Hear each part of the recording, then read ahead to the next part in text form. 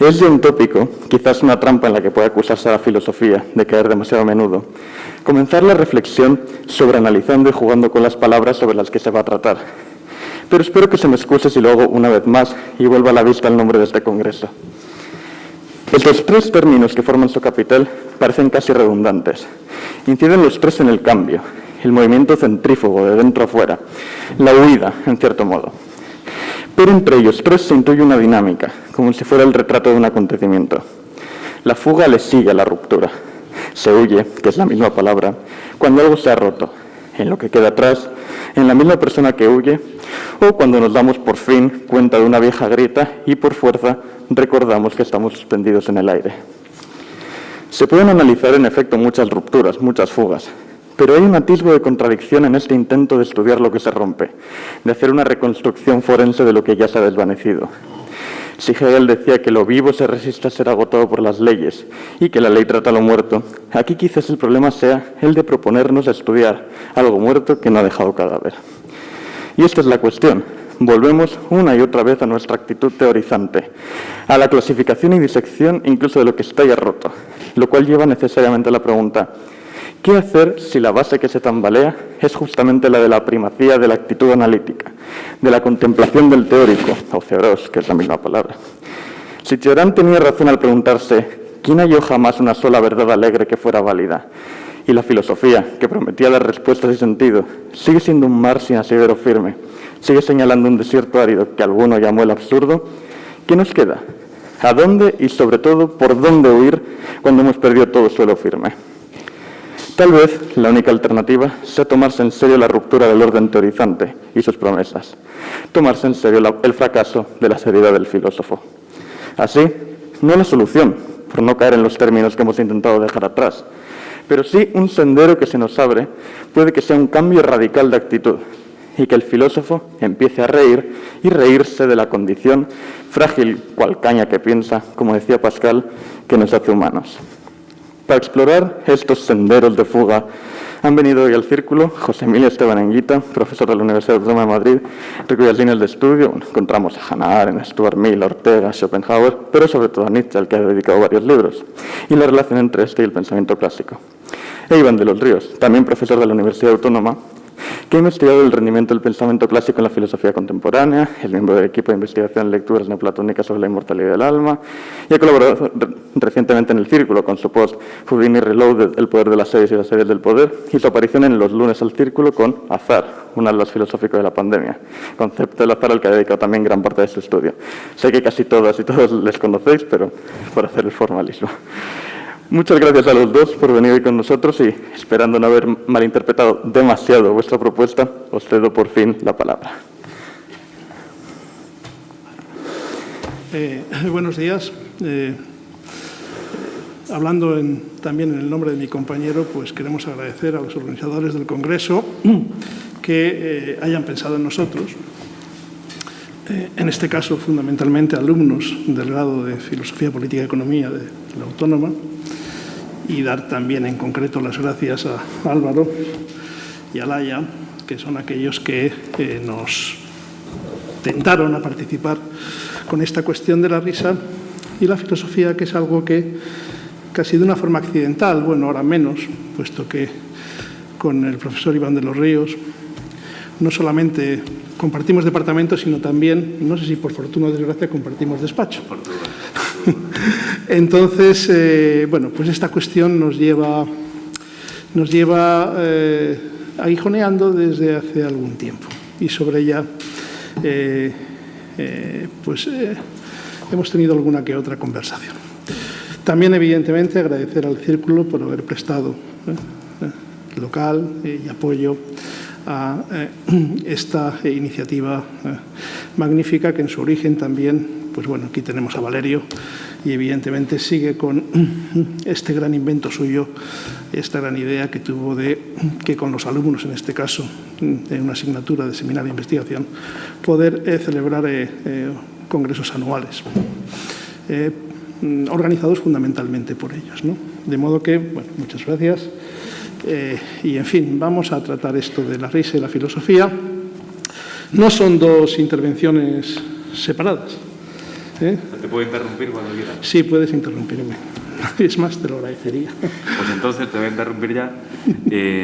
Quiero darles la enhorabuena también a los alumnos, ¿no? Nos ha hecho mucha ilusión porque, como dice José Emilio, llevamos muchos años compartiendo problema, despacho, pero pocas veces compartimos pista de baile, ¿no? Tampoco tenemos ocasión a veces los compañeros de hablar juntos en público y es la primera vez, yo creo, así que también estamos muy contentos por eso. Enhorabuena por el congreso que habéis sacado adelante otra vez, lo habéis hecho súper bien y vamos a empezar a hablar en abril de esto y estamos aquí. Y en condiciones como esta y en restricciones como esta, ¿no? Esta mañana me ha pillado un controlazo en el puente de Vallecas, pero he dicho que soy amigo de Valerio, me han dicho pasa, tranquilo, tú para adelante, ¿no? Así que estamos muy contentos de corazón de estar aquí y enhorabuena por el congreso. Y gracias, Valerio, por la invitación. Pues eso, no son dos conferencias distintas, sino que es una integrada, discutida entre nosotros y planteada evidentemente desde aquellos flancos en los cuales nos sentimos no más seguros, sino simplemente que tenemos un mayor conocimiento de la cuestión. Por lo tanto, bueno, ¿qué pasa con la risa y la filosofía y los filósofos? Bien, primero plantearé yo la cuestión. Para a continuación, Iván tomará la palabra para señalar cómo en el momento fundacional de la filosofía, si entendemos, y esto ya es una interpretación nuestra, que la filosofía tiene como momento fundacional a Platón, ya en Platón hay una discriminación, una purga, una supeditación de la risa a motivos serios y fundamentales. Bueno, la idea original era recorrer, haciendo catas, a lo largo de diferentes momentos de la historia de la filosofía, pero eso lo hemos excluido por motivos de tiempo y nos vamos a...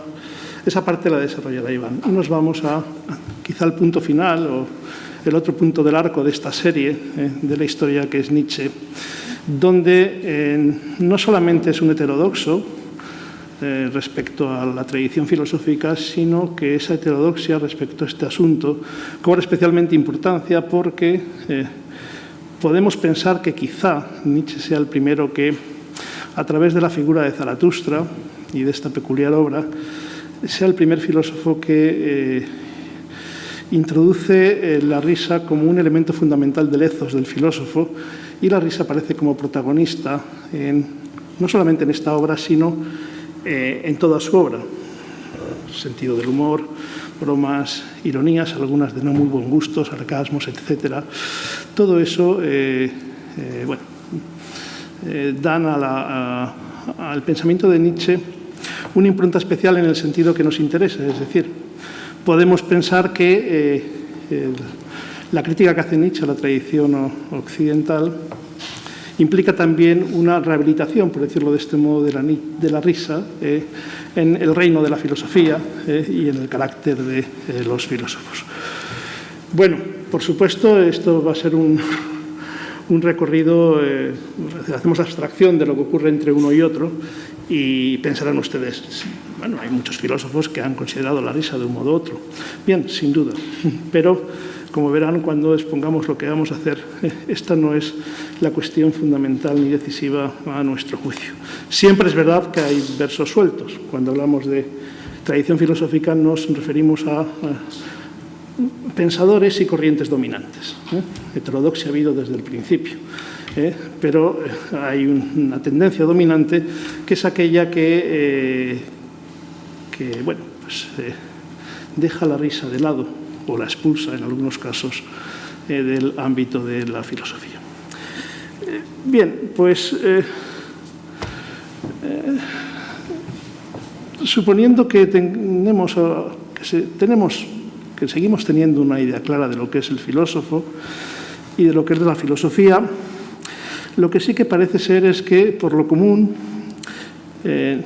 ni el filósofo ni en la filosofía se da algo así como una proclividad hacia la risa. Parece ser que les gusta poco o nada reír ante ciertas cosas. Asuntos sin duda que son serios y trascendentales, como bien sabemos, para la existencia. Que las filosofías dominantes en esta tradición fundada en Platón carece por lo general carecen por lo general de cualquier atisbo de sentido del humor, o tienen muy poco sentido del humor.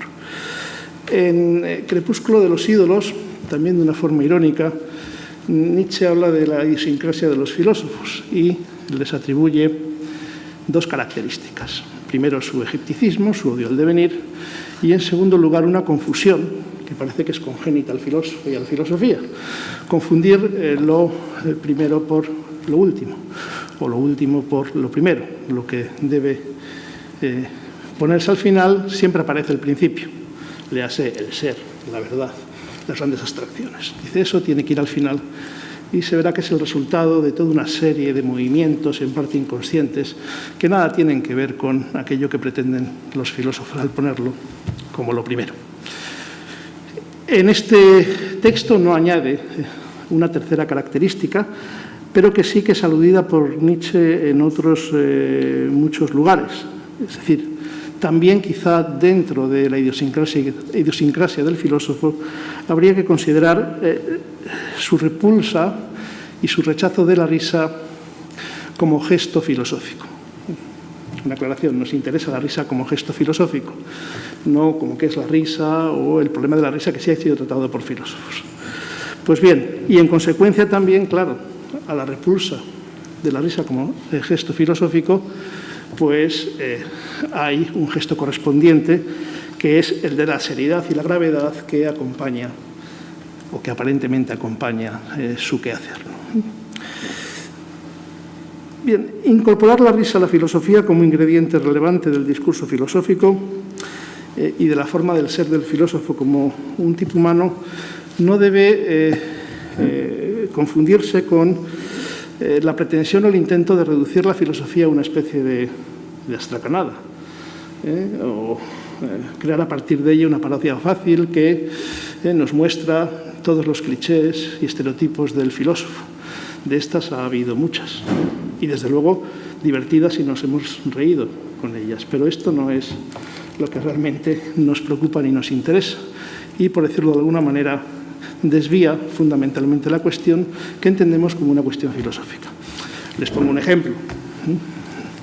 No sé si han leído el texto, nosotros seguramente sí, los de nuestra generación, un texto de Woody Allen, Cómo acabar de una vez por todas con la cultura.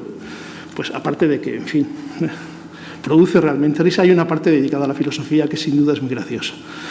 Pero no es esto, evidentemente, lo que queremos apuntar como problema. Y en ese sentido debe quedar claro, como tampoco nos preocupa qué es lo que han dicho los filósofos sobre la risa, que evidentemente todos han dicho y han tratado del fenómeno, sino que, insisto, nos interesa la risa como gesto filosófico y como les vamos a exponer como síntoma, un síntoma de una forma de entender y de hacer la filosofía, quizás. Por lo tanto, este tipo de reducciones, de comedias, de parodias, dejan de lado aquello que nos interesa. Y la risa como gesto filosófico, si la pensamos, manifiesta una pluralidad de sentidos y un grado de complejidad poco dados a estas simplificaciones que he mencionado.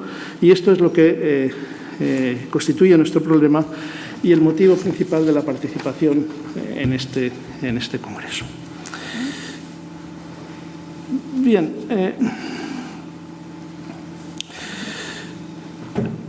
Ayuntar, vincular la risa a la filosofía y a los filósofos, en cierto sentido nos lleva a hablar de fugas. Y por eso cuando Álvaro y Laia nos dijeron, bueno, de alguna manera tenéis que ajustaros un poco a los motivos principales que orientan un poco, las participaciones y las mesas en este congreso.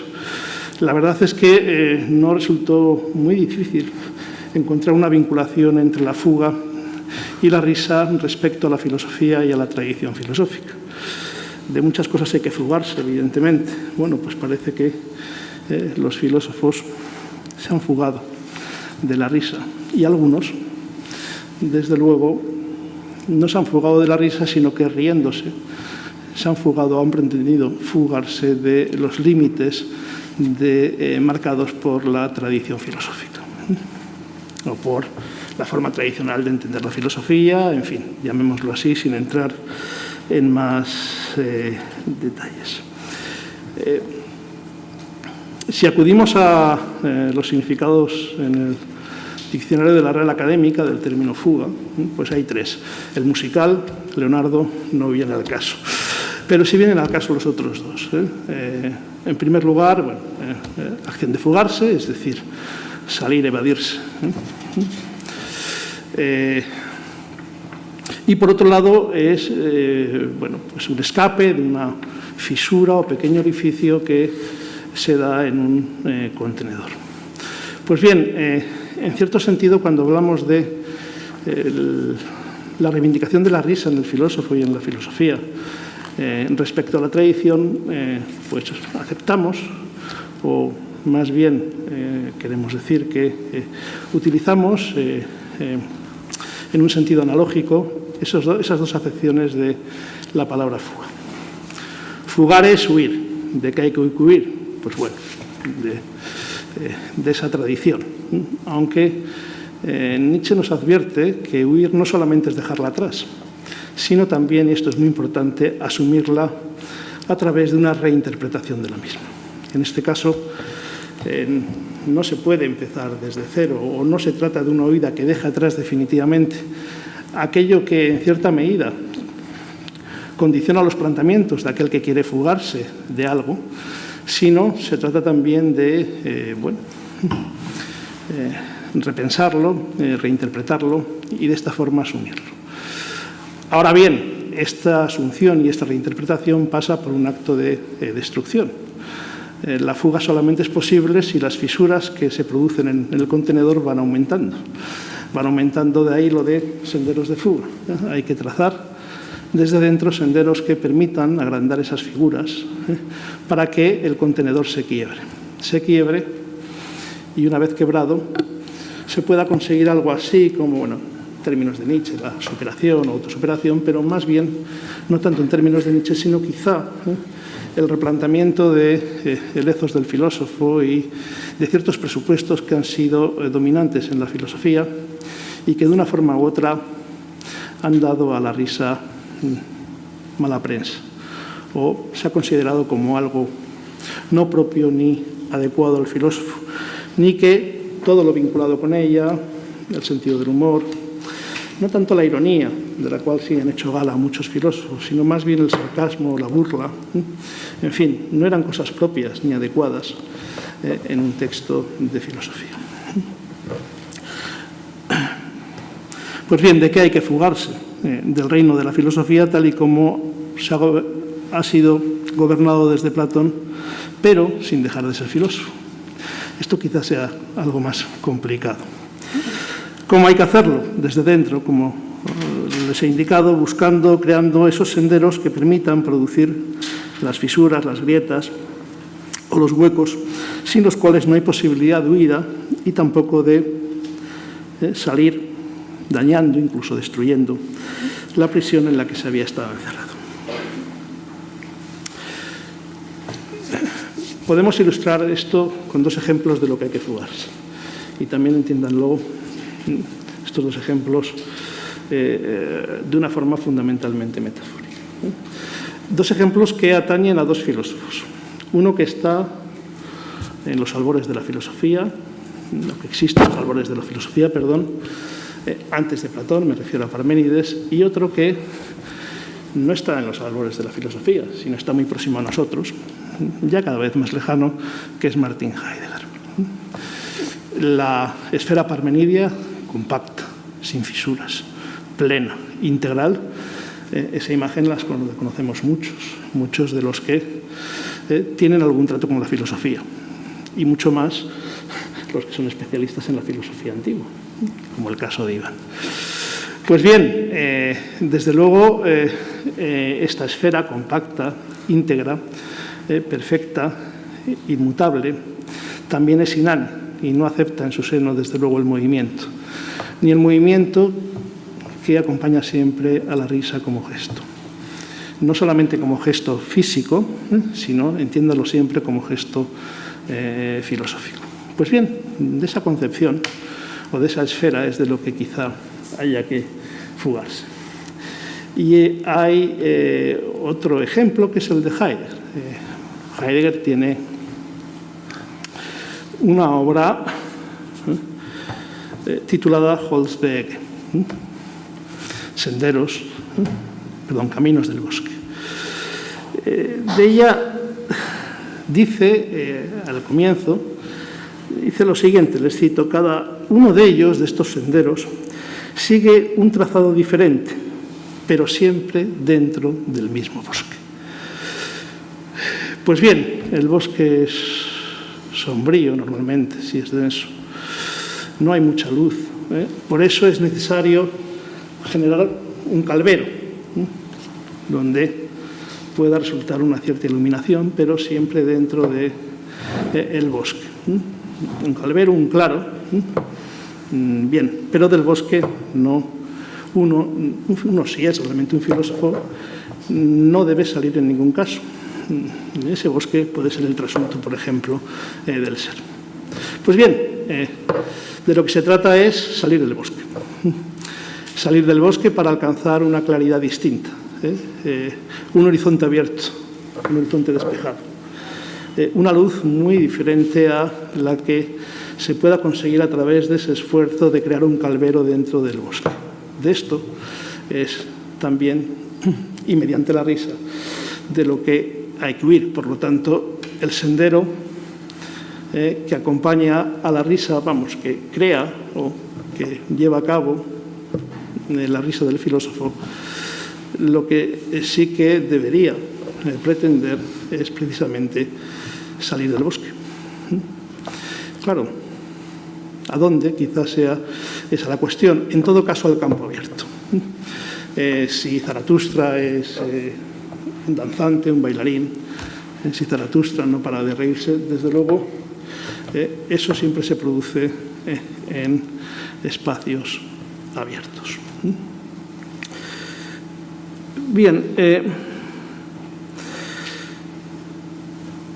lo que nos interesa es, repito, la risa como algo que nos expresa una actitud filosófica, así como lo que podemos entender como rechazo, desprecio o postergación por las fuerzas que han marcado el desenvolvimiento de la filosofía occidental. Por lo tanto, de nuevo insisto, no es nuestro asunto la cuestión de qué es la risa, sino más bien las siguientes preguntas. ¿Por qué la risa no forma parte de la idiosincrasia del tipo filósofo?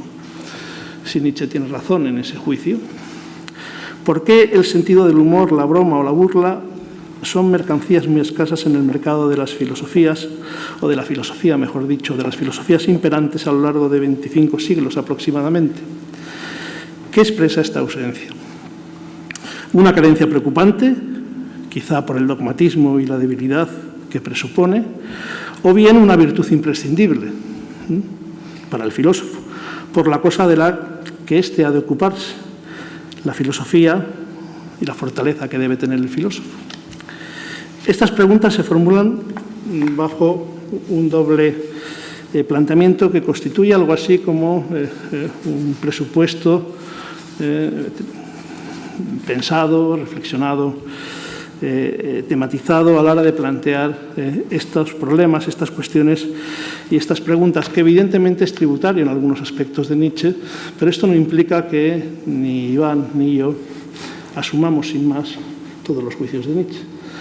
Aunque sí es cierto que somos deudores en estos dos planteamientos, que como presupuestos son aquellos bajo los cuales pretendemos responder a estas preguntas. En fin, reconocemos nuestra deuda evidente con no tanto algunas ideas, conceptos concretos de Nietzsche, sino con algunos aspectos de su punto de vista a la hora de enfocar determinadas cuestiones filosóficas y en especial esta de la risa. Uno de estos primeros planteamientos o presuposiciones consiste en la adopción de una perspectiva semiológica. Es decir, Si la risa es un gesto filosófico y como gesto vinculado a los filósofos y marca de estilo de las filosofías, la risa se concibe, y aquí es el contenido fundamental de esa perspectiva semiológica, se concibe como un signo, un síntoma y una señal de una actitud filosófica. Por lo tanto, la risa como gesto filosófico expresa como signo, como síntoma y como señal una determinada actitud filosófica. Filósofos que no ríen, evidentemente, quizá, en este caso, la seriedad y la gravedad, sea también signo, síntoma y señal de otra actitud filosófica. Será oportuno aclarar brevemente qué se entiende o qué entendemos por actitud filosófica. Pues bien, ha de entenderse aquella posición previa que orienta el quehacer del filósofo y determina el ámbito, los límites y el alcance de su discurso. O dicho con otras palabras, esta posición previa, a la que se refiere la expresión actitud filosófica, nos conduce a esos presupuestos de los que parte realmente el filósofo en su quehacer y que normalmente no están aclarados por él mismo, aunque muchas veces sí, ahora cada vez es más exigible. En primer lugar, una concepción previa que el filósofo tiene de lo que es la filosofía.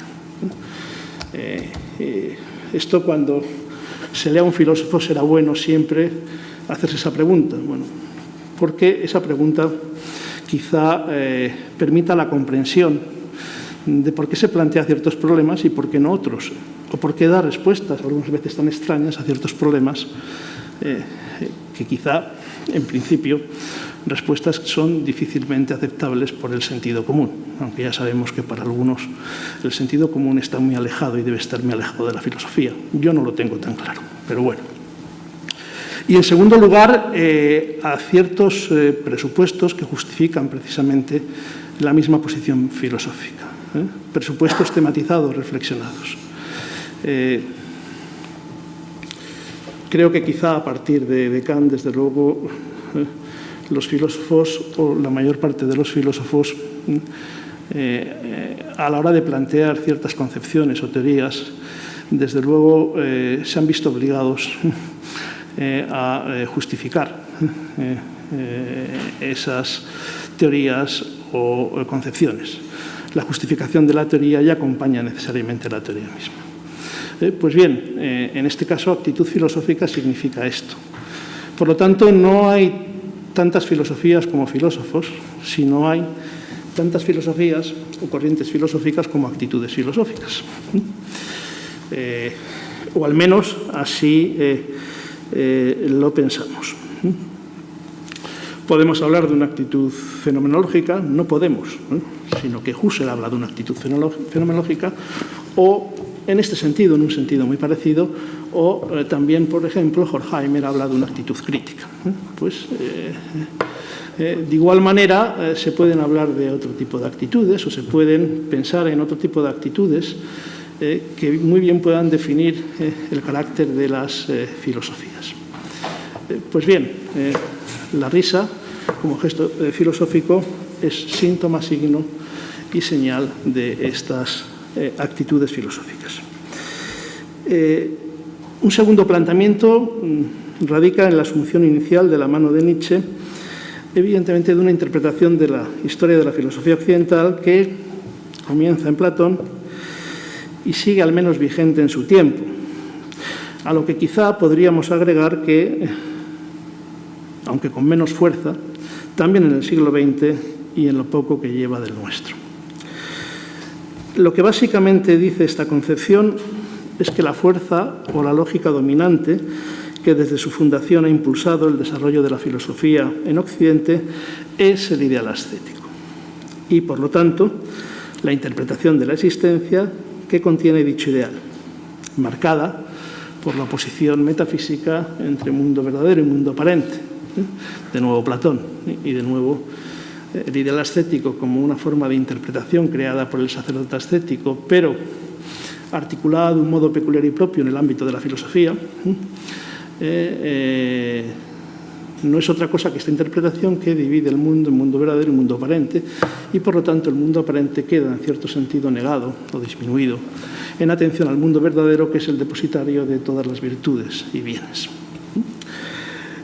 Pues bien, aquí, en nuestra opinión, se encuentra quizá la razón por la que la risa ha sido expulsada o ninguneada o confinada a los arrabales de la polis soñada por los filósofos.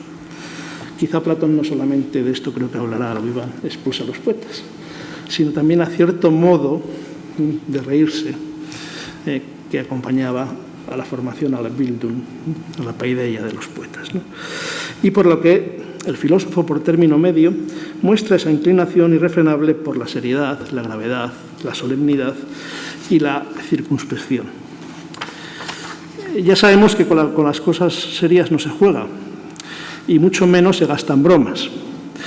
Y nada hay más serio, grave y solemne que los asuntos propios del mundo verdadero, que exigen en todo momento a quien se ocupa de ellos, el filósofo, una veneración y respeto sumos.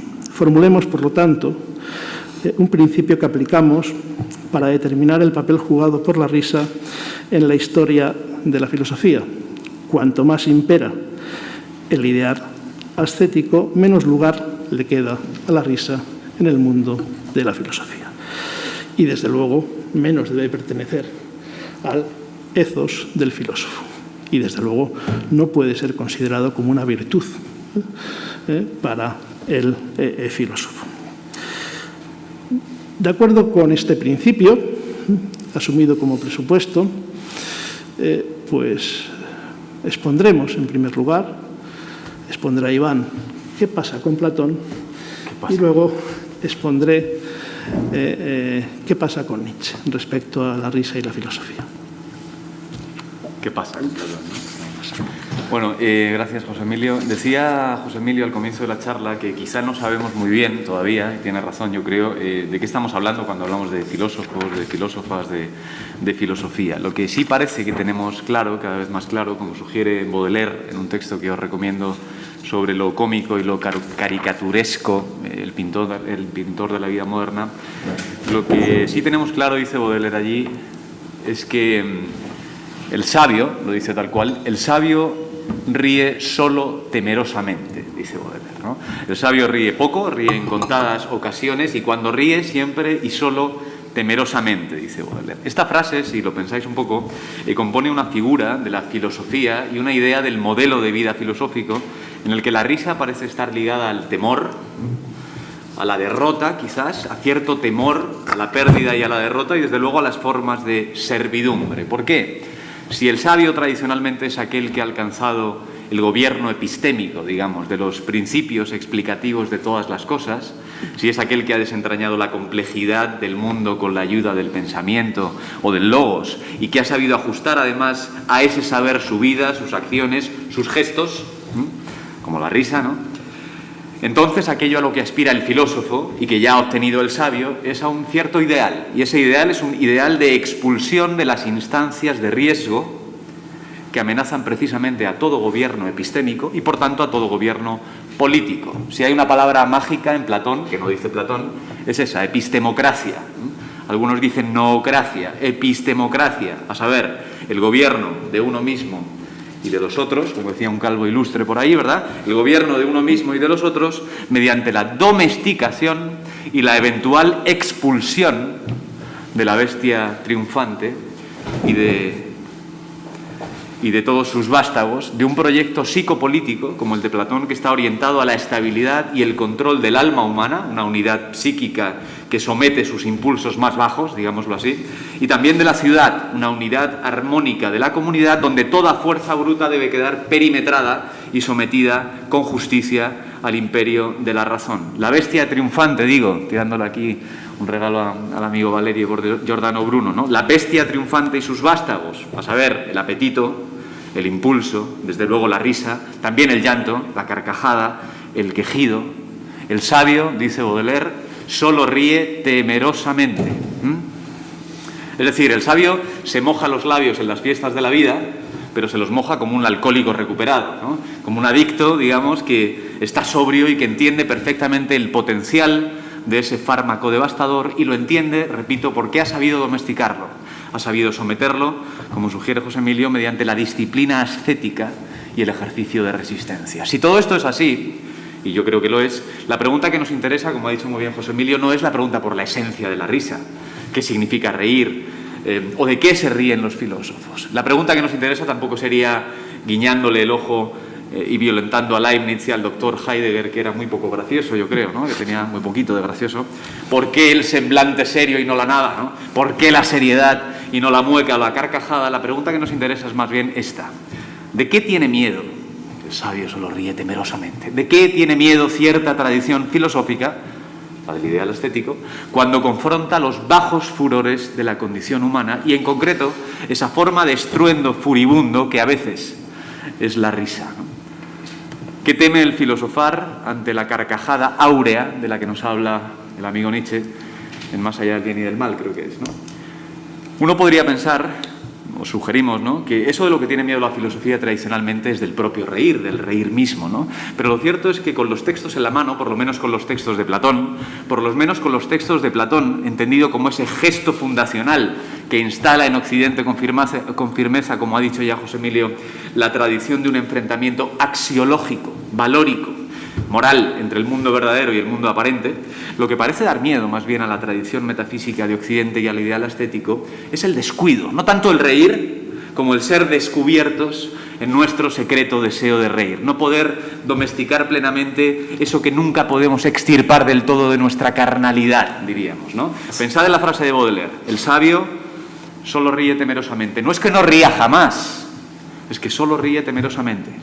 No es que Platón no riera jamás, es que jamás reía demasiado, dice Diógenes Laercio en el 3 de sus vidas. Jamás reía demasiado, jamás reía en público. El sabio solo ríe temerosamente. Platón, entonces, no tanto el hombre Platón, como ha sugerido José Emilio, como el síntoma Platón, un signo incrustado en la tradición, una óptica moral o un gesto fundacional, os digo aquí, ¿no? Platón, digo, reía muy poco, reía siempre con miedo y casi nunca en público. Eso dice la tradición. Y sin embargo, como recuerda Nietzsche de la mano de un texto del filósofo Olimpiodoro, que es un pesado absolutamente infumable, ¿no? Después de traducir el comentario Alfedón ya lo sabemos. Como dice Olimpiodoro en esa vida de Platón, y recuerda Nietzsche, sin embargo, al parecer, ese individuo fornido, apuesto, fundacional, de nombre Aristócles y de apodo Platón, al parecer murió a carcajada limpia. Eso dice la anécdota, ¿no? Murió de risa, Platón. Se le escuchaba, dice, reír desde fuera de la alcoba mientras leía, al parecer, las comedias de Aristófanes. Es decir, debajo de la almohada de Platón, las comedias de Aristófanes. No la Ilíada de Homero, como en el caso de Alejandro, sino las comedias de Aristófanes. Metáfora: debajo de la almohada de la filosofía occidental, en su gesto fundacional, oculto pero inevitable, el estilo y el género cómico que vehicula precisamente lo ridículo, lo risible, lo más bajo, la ligereza, la mofa, la patochada, el desparrame, la burla, decía José Emilio, ¿no? ¿Qué ocultan los filósofos? Esa sería la pregunta. ¿Qué se oculta ahí? ¿Qué tienen los filósofos debajo de la almohada? Digámoslo así, ¿no? Una pregunta casi de novela negra. ¿Qué tiene el investigador? El Ceorós, decían por ahí, ¿no? ¿Qué tiene el investigador en la guantera, en la tobillera? ¿Qué tiene el catedrático en el cajón del despacho al lado de la petaca, ¿no? Una pistola. ¿Cuál es el secreto mejor guardado de la sabiduría ascética? ¿Cuál es el deseo mejor domesticado en el interior de la sabiduría? ¿Cuál es el secreto que Jorge de Burgos, os acordáis de ese personaje, cuyo apellido Burgos se parece peligrosamente a Borges, ¿no? A mí me suena así, yo qué sé. ¿Cuál es el secreto que guarda bajo llave el ciego del nombre de la rosa, ¿no? ¿De qué tiene miedo la tradición del ideal ascético cuando teme ser descubierta en pleno ataque de risa? O así, ¿de qué huye la filosofía cuando aspira a domesticar la risa y cuando al hacerlo establece una regula magistrorum, una regla para los maestros, una regla de vida como la de Benito de Nursia para los monjes? Un canon vital que clasifica y distingue modelos vitales, teóricos, prácticos, asuntos de gravedad, decía José Emilio, asuntos nimios, dentro del panteón saludable de la vida decente de Occidente y también de la academia decente de la filosofía internacional, ¿no?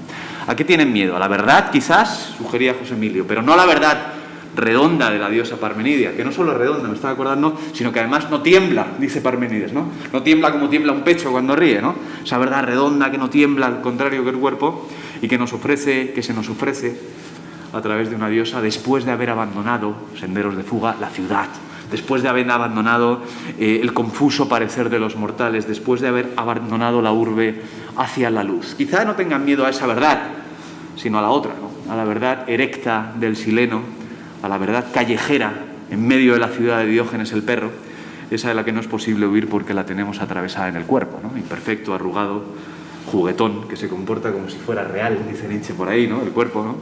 Cada vez más en la tierra que finalmente seremos, ¿no? Nietzsche dice, de hecho, me estaba acordando en Ecce Homo, yo he venido aquí a decir la verdad, ¿no? El destino ha querido, algo así, dice, que yo sea el primer filósofo veraz, ¿no? Todo lo demás ha sido mentira, ¿sí? Pero mi verdad es terrible, ¿no? ¿Qué verdad es esa? Y si es terrible, ¿qué tiene que ver con la galla ciencia? ¿Qué tiene eso que ver con un saber jovial? También decía José Emilio al comienzo de la charla que la reivindicación, y esto yo creo que es muy importante, la reivindicación de la risa en clave filosófica poco tiene de chanza, poco tiene de simplificación, poco tiene de fuga en el sentido más banal de la palabra. El entretenimiento, la distracción, ese invento que al decir de Pascal permite a los seres humanos olvidar sus miserias y olvidarse de sí mismos, ¿no? Sugiere José Emilio que la risa, como gesto filosófico, es quizás, por esa aparente espontaneidad que tiene, precisamente por eso es un gesto complejo que hay que desentrañar filosóficamente. Hay que rumiarlo un poco, como diría Nietzsche, ¿no? Me atrevo a avanzar ya a la hipótesis de lectura. Eso es exactamente lo que entiende muy bien Platón como gesto fundacional de Occidente. Platón, que es el niño más listo de la clase, un escritor de ficción, no os olvidéis, un ironista, no os olvidéis, un dramaturgo cruel, que comprende muy bien que la risa no es el comienzo de algo, sino que es el final. La risa parece que irrumpe, pero no irrumpe, cristaliza. Es decir, no estalla, sino que traduce algo. ¿Me explico? A pesar del estallido aparentemente espontáneo, que es la risa y la carcajada, la risa no es el comienzo, sino el final coagulado de un trayecto histórico, filosófico, orgánico, corporal, en cuya aparente frivolidad se condensa una visión del mundo y una valoración del mismo. Y como ha dicho José Emilio, por tanto también una visión del filosofar y una cierta valoración de la propia filosofía. Quizá entonces la pregunta fundamental sea la de Jacques Le Goff en un texto maravilloso que se llama La risa en la Edad Media, ¿no? Dime si te ríes, dice Le Goff, dime si te ríes, dime cómo te ríes, dime de quién y de qué te ríes, dime con quién y contra quién y yo te diré quién eres. Dime con quién andas, que dicen las abuelas, ¿no? Dime de qué te ríes, cómo, por qué, contra quién y en qué momento, y yo te diré quién eres. ¿Qué le ocurre entonces a este proceso más complejo de lo que parece el estallido orgánico de la risa, que condensa una cierta historia de la valoración del mundo, del sujeto, del tiempo, de la vida, ¿no? ¿Qué le ocurre, decía José Emilio, a la relación entre la risa y la filosofía en un momento inaugural, repito, que como gesto llamamos Platón? Vamos a utilizar ese nombre, como os digo siempre, con ciertas cautelas profilácticas, ¿no? Ya que hablamos de la risa y del gobierno de la polis, hablemos un poco de cautelas profilácticas, porque si os acordáis, los guardianes de esa nueva era de Sócrates, ese Brave New World del que habla Huxley, ¿no? Que diseña Sócrates con Glaucón, son fílaca, ¿no? Se dice en griego, es decir, son custodios, son guardianes, protectores.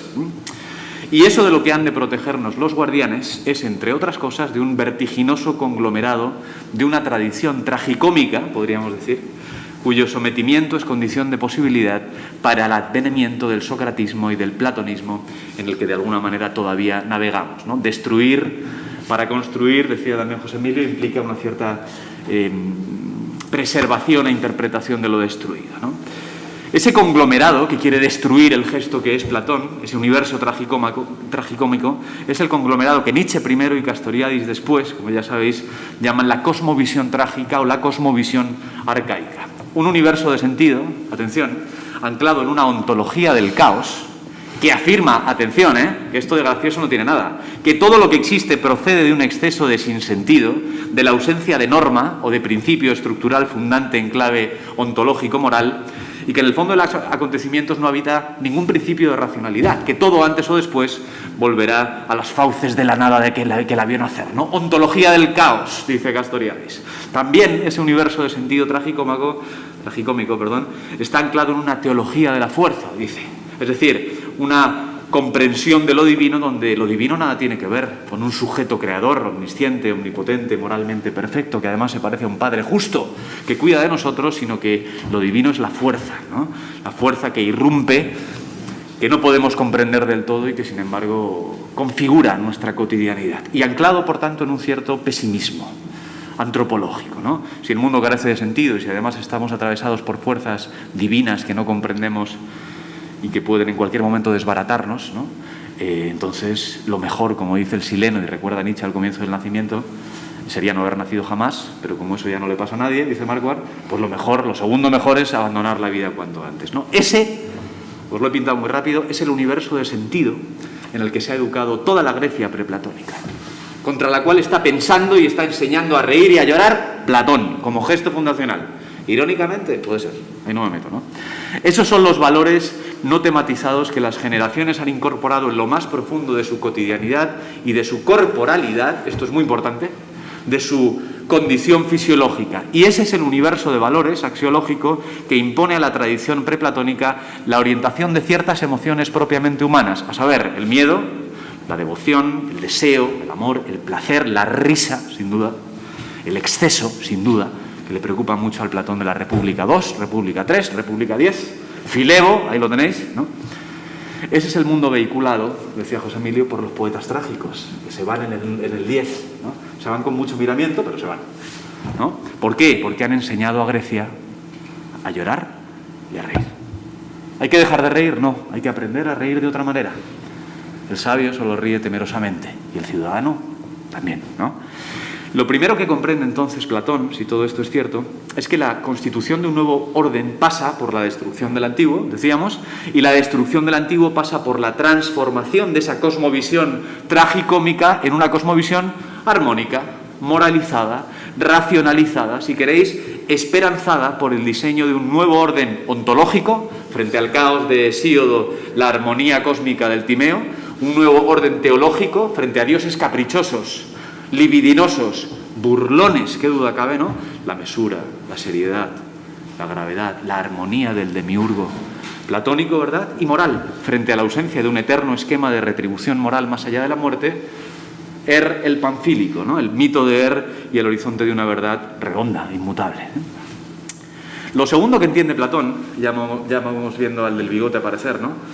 Es que esa transformación requiere de un nuevo programa educativo, de una nueva crianza, diría Nietzsche, de una nueva Züchtung. Criar no solo, me acordaba ayer, a un animal al que le sea lícito hacer promesas, no solo hay que criar eso, hay que criar a un hombre que ríe moderadamente, siempre y solo temerosamente, y nunca en público, ¿no? Platón entiende que esa educación, y creo que en esto Nietzsche es muy platónico, es una educación fisiológica.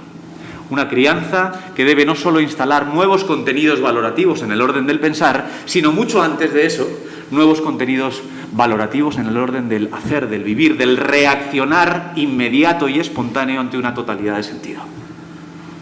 Es decir, lo que Platón entiende muy bien es que la risa y la carcajada son fenómenos culturales. Sin duda, también son brotares irreflexivos del cuerpo, que, como apunta la neurociencia, asemejan un balbuceo lúdico, dicen, contagioso, estereotipado y de control inconsciente. Sin duda, diría Platón, pero la risa y la carcajada, sobre todo, son fenómenos culturales históricamente determinados. La corporalidad ineludible que antecede a ese carcajeo, por ejemplo, un espectador de la comedia aristofánica, ese temblor físico está ya siempre atravesado de ideología. Dime de qué te ríes y te diré quién eres, ¿no? Normas, principios, valores, prejuicios o inercias milenarias que, en consonancia con una determinada interpretación del mundo y de la vida, instalan en el interior de un agente moral una jerarquía axiológica entre la dimensión pública de un animal racional y la esfera íntima de un animal visceral. La situación, risible o no risible, la reacción, reír o no reír, ¿no? El automatismo del que ríe tiene entonces su propia genealogía, y el acervo emocional que cristaliza en cada una de esas expresiones solo puede ser considerado eterno o universalmente válido desde una perspectiva ciega, digamos, a la historia natural, al dinamismo social y, desde luego, a la hegemonía cultural. Quizá ese ha sido uno de los errores clásicos de los grandes filósofos que han querido hacer una teoría o una ontología del humor, ¿no? Que han querido definir filosóficamente la risa, como Bergson o como Freud, por ejemplo, ¿no? Es decir, que han querido entender la risa como un fenómeno transcultural o ahistórico, cuando en realidad se trata, repito, de un fenómeno culturalmente determinado, ¿no? El precio de esa disociación es tan alto que en su búsqueda de las leyes últimas, de las esencias últimas del reír, se corre el peligro de ignorar hasta qué punto la descripción de la risa y de lo risible en un determinado momento histórico, por ejemplo, la Grecia antigua, por ejemplo, nuestra vida contemporánea, favorece el esclarecimiento, la comprensión de las formas y de los valores culturales propios de una tradición. Repito, la frase de Legoff: dime de qué te ríes, cómo, con quién, cuándo y contra qué, y te diré exactamente quién eres, ¿no? Así que la tesis es esa: lejos de constituir un mero arrebato de excitación incontrolable que neutraliza y pone en suspenso los hábitos psicológicos del sujeto, la normalidad y el orden dinámico de su cotidianidad, la risa y la carcajada pueden explicitar un conglomerado normativo que subyace a toda formación cultural. Por ejemplo, en el caso que nos ocupa, la cosmovisión arcaica desde la mirada platónica o el ideal estético desde la mirada nietzscheana, ¿sí? La risa delata entonces una incongruencia en el corazón mismo de lo real, o un absurdo, decía Álvaro también, expuesto a la mirada del individuo o del grupo, que demanda una respuesta intelectual y fisiológica que está a medio camino entre la razón y las vísceras, ¿no? A la vez, la razón y las vísceras. Eso podría ser también una descripción de la carcajada áurea de Nietzsche y también de la nueva risa que está proponiendo Sócrates en la polis, ¿no? Un arrebato fisiológico aparentemente inarticulado que opera como instrumento de comunicación y que en esa gestualidad vehicula un universo simbólico y cultural de sentido, ¿no? Un estallido reacio a la comprensión racional o cognitiva inmediata, pero no filosófica, no rumiada, que sin embargo funciona como depositario de una cierta mirada histórica sobre la realidad, sobre el sujeto, sobre diversas capas de nuestro desenvolvimiento, ¿no?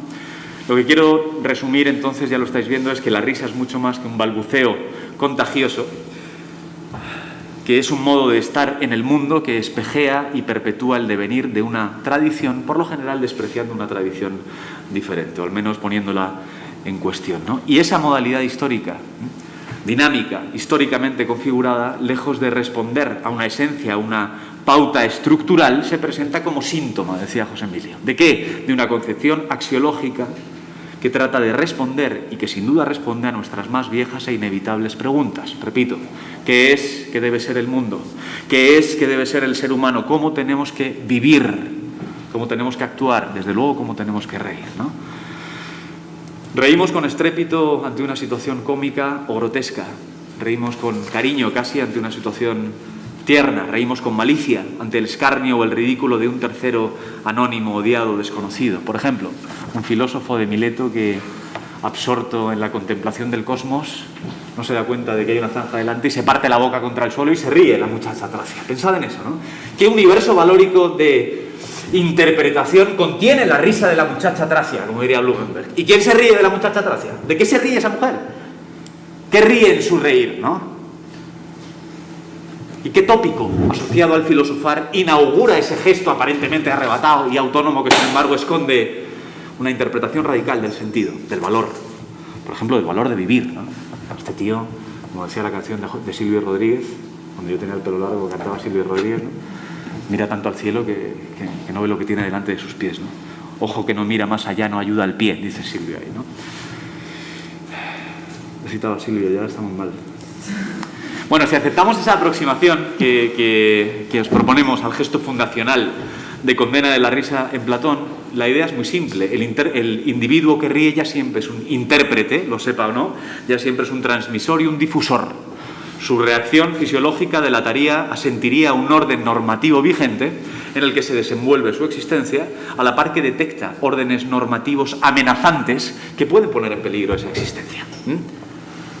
Si esto es así, podríamos sugerir entonces una distinción, si queréis, heurística entre un reír inclusivo y una risa excluyente, reír inclusivo, reír excluyente, que funcionan como modalidades complementarias de un mismo gesto de perpetuación ideológica, digámoslo así. La risa inclusiva sería una risa complaciente, cálida, filial, insisto, ¿no? No toda risa es revolucionaria ni filosóficamente intensa. Hay una risa que tiene que ver con la perpetuación del poder establecido. ¿Quién no le ha reído un chiste en un imbécil? Un chiste que no tiene ninguna gracia, ¿no? ¿Y eso qué significa? ¿Qué ríe en el reír? ¿Vale? Hay una risa inclusiva, repito, que sería complaciente, cálida y filial. Una risa que asiente voluntaria y amablemente a un estado de cosas real o imaginario que satisface nuestras convicciones y expectativas y que además nos deja tranquilitos, ¿no? Al abrigo, en seguridad, ¿no? Se ríe para que nada cambie. Quien ríe con risa inclusiva, entonces no soy yo, sino la inercia histórica y cultural que me constituye. Río como todos, río de lo que todos se ríen, río de los objetos dignos de risa y al hacerlo potencio la identificación entre el sujeto y la comunidad y perpetúo el sistema valórico ensalzado en cada una de las situaciones ofrecidas al consumo de un auditorio, por ejemplo. Estético, doméstico o político, me da igual, ¿no? El ejemplo de la muchacha tracia es muy bueno, insisto, ¿no? Junto a esa risa inclusiva, sin embargo, habría una risa excluyente que operaría en la misma dimensión de asentimiento y cohesión social, pero desde la hostilidad, desde el desprecio de todas aquellas situaciones o estados de cosas que, siendo presentadas a los ojos de un grupo humano, aparecen como despreciables, como inaceptables y, por tanto, dignas de un rechazo sereno, en el nivel más leve, una risa de desprecio serena, ¿no? O de una violenta ridiculización, en el más grave, ¿no? Hay un fragmento en el Gorgias de Platón. Bueno, los sofistas de Platón son buenísimos, ¿no? Y para entender lo que quiere decir Platón hay que ver cómo se mueven, qué les pasa fisiológicamente, ¿no? Trasímaco, ¿qué hace? Se descojona, con perdón. Y violentamente, ¿no? Violentamente. Polo, ¿qué hace? En el Gorgias se ríe cuando Sócrates hace unos malabares conceptuales de desmayo, ¿no? De vértigo, de maravilla, de aplauso. Trasímaco se parte la caja. ¿Qué te pasa, Trasímaco?, dice Sócrates, ¿no? ¿Acaso el reír es ahora una nueva forma de desactivación argumentativa en una discusión? ¿Acaso el reír es un poder retórico y dialéctico con un valor en la discusión? Sin duda, ¿no? ¿Qué romano imperial o qué griego del siglo VI a.C. podría no reírse ante el pacifismo de Jesucristo, de Buda, de Tolstoy, de Gandhi, ¿no? ¿Qué ateniense presocrático no se habría reído de cualquier insensato que prefiriera padecer una injusticia antes que cometerla? ¿Qué cristiano convencido no se ríe en el fondo, piadosamente, casi con cariño, ante el ateo más recalcitrante, ¿no? Reímos serena o violentamente, con cariño o desde la burla, para abrazar el objeto de la risa o para distanciarlo como un daño potencial y como un riesgo moral que aparece neutralizado precisamente gracias a la risa, ¿no? Pero lo que ríe en nosotros, insisto, no es la espontaneidad de un júbilo sin historia, sino el tesoro inconsciente de un depósito normativo almacenado en una memoria corporal y en los usos, los gestos, las actitudes morales y cotidianas que empujan desde la hondura del pasado, ¿sí? No hay forma más velada de ideología. ¿Cómo convencemos, en efecto, al animal que ríe de que su carcajada está atravesada de historia? ¿Cómo demostrar que detrás de una risa late una interpretación del mundo? ¿Cómo reírse más allá del decoro, ¿no? Todos estos problemas, no sé si me estoy pasando de tiempo, todos estos problemas están clarísimamente en Platón, ¿no? Y están en el Ión, están desde luego en República, en Leyes, está en el Fedón, está en el Sofista, ¿no? Y todos esos problemas tienen que ver con una hipótesis de trabajo que nos interesa. La expulsión de los poetas de la República, sobre la que se ha escrito tanto también, ¿no? Que son peligrosos además, como el espejo y la cópula de Borges, los poetas, ¿no? Porque multiplican los seres y los deforman, como los cómicos. La expulsión de los poetas en la República también es la purga del peligro potencial de la risa y de la carcajada, entendidas como mecanismos ideológicos de perpetuación de la cultura tragicómica de la que hablaba antes. Ontología del caos, teología de la fuerza, pesimismo antropológico, nihilismo. También es la purga de ese peligro potencial, entendido como mecanismo de perpetuación, que imposibilita el nacimiento de una perspectiva filosófica y de una vida justa, racional, predecible y controlable para el individuo y para la comunidad. Así que la revolución platónica, la revolución del gesto fundacional, supondría una nueva educación para la ciudadanía. Hay un verso de Simónides muy bonito que dice: Polis andra didaske, la ciudad educa a los varones, dice, no dice a los seres humanos, ¿no? Pero bueno, la ciudad nos educa, ¿sí? La ciudad nos educa a todos, ¿no? A esa inercia, Platón le marca un cambio de ritmo que influye en todo el devenir de la metafísica occidental y del idealismo estético del que hablaba, del ideal estético del que hablaba José Emilio, ¿verdad? ¿Y cómo lo hace? Privilegiando la educación musical del alma, dice, por encima de la educación gimnástica del cuerpo. Que no hay que dejar de educar. Pero el sabio solo ríe temerosamente. No hay que dejar de bailar. hay que bailar como es debido. No levantes tanto el pie. Si leéis el libro Segundo de la República, es uno de los libros más alucinantes y más raros de la historia de la filosofía, ¿no? ¿Por qué se preocupa este hombre tanto de los ritmos, de los pies, de los metros, de la música, de cómo hay que moverse al bailar? Porque ha entendido muy bien, algo que entendió muy bien, me voy a tirar una anécdota, Walter Benjamin, en sus estudios y escritos sobre el hachís. Hay una anécdotita ahí, que así dejamos ya de leer, ¿no? Dice Benjamin, por fin, a las 6 de la tarde, después de mucho meditarlo, decidí consumir hachís. Consume hachís, está en Marsella, escrito sobre el hachís, ahí lo tenéis, se pone hasta arriba, no fumando sino ingiriendo, lo cual sube un poco más la cosa, y se da un paseo por el puerto de Marsella, ¿vale? Y paseando por el puerto de Marsella, este alemán, cuidado, este alemán en cuyo cuerpo se condensa una tradición interpretativa, normativa y política, ve a unos músicos callejeros tocando un concierto de jazz. Me quedé fascinado, me quedé quieto mirándolos, dice, más o menos, estoy exagerando como siempre un poco, el texto es más aburrido, pero dice esto, me quedé mirando y el pie derecho comenzó a moverse. Inconscientemente se me comenzó a mover el pie sin querer. En ese mínimo gesto de mi pie derecho se estaba derrumbando toda mi educación prusiana. Él experimenta, un poquito colocado, eso hay que decirlo, él experimenta efectivamente el temor y el temblor de la tradición normativa que en el fondo le protege a partir de un estímulo musical que de alguna manera desafía precisamente ese conglomerado normativo e interpretativo. Lo primero que entiende Platón como gesto fundacional, aunque esté ironizando, es que hay que educar negativamente el cuerpo mediante la exposición estética a ciertos ritmos, a ciertas músicas, ¿no? ¿Para qué? Para domesticar precisamente el potencial siempre devastador del propio cuerpo, ¿sí?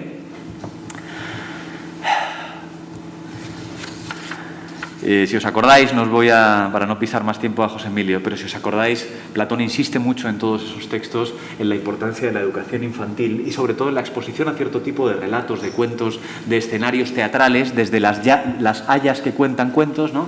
hasta el teatro griego, ¿no? Hay que tener mucho cuidado con lo que se cuenta y con cómo se cuenta, ¿sí? Hay que tener cuidado con cómo se ríe y de qué se ríe, ¿no? Lo que empieza entonces a vislumbrarse ahí, en los albores de ese ideal ascético, es un proyecto de educación estética, dirán más tarde algunos con peluca, ¿verdad? Es una educación estética primero negativa, como os digo, que enseña a desear y a repudiar como es debido. Eso todavía lo dice Aristóteles. No solo hay que hacer lo que es debido, hay que aprender a desear, a querer, ¿no? A despreciar como es debido, cuando es debido y contra quien eso sea debido, ¿no? Yo creo que todo este universo, digamos, resistente que estamos planteando, ese impulso inicial, constituye un horizonte patológico, podríamos decir, sobre el que el doctor Nietzsche, ese genealogista que sucesivamente, como sabe muy bien José Emilio, que tiene un texto sobre esto, a mí me gusta mucho, que es espíritu libre, que además es topo y que es el psicólogo que tiene que preservar una cierta forma de salud, ¿verdad? Ese genealogista que es Nietzsche entiende muy bien ese horizonte patológico sobre el que arroja una cierta mirada médica, una cierta mirada diagnóstica, ¿no? Que es la mirada del que, después de haberse sumergido en la cosmovisión trágica de la existencia, emerge de ella con cierta ligereza.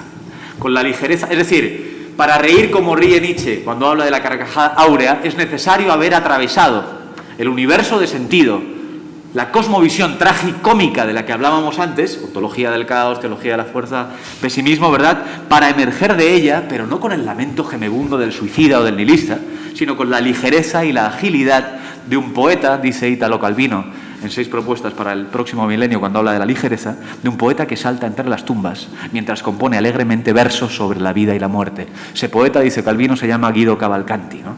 Siglo XIV, creo. Es decir, un intérprete de signos que detecta el miedo a la risa excesiva en el mundo homérico y en el nuevo tipo de filósofo y de ciudadano instituido por Sócrates como un síntoma de debilidad, de enfermedad, de desprecio a la vida, precisamente en su condición más vibrátil. Un desprecio que no hace sino identificar esa tradición de Occidente con un cierto sendero de fuga, ¿no? para decirlo con todos vosotros, ¿no? Pero de fuga ascética, cuidado, de fuga, de huida, de negación de nuestra más radical insignificancia, de nuestra fragilidad extrema y ridícula. ¿Qué os voy a contar en días como estos, ¿no? De nuestra condición ridícula. Huir de la risa, o imponer cierto modo de reír, ¿no?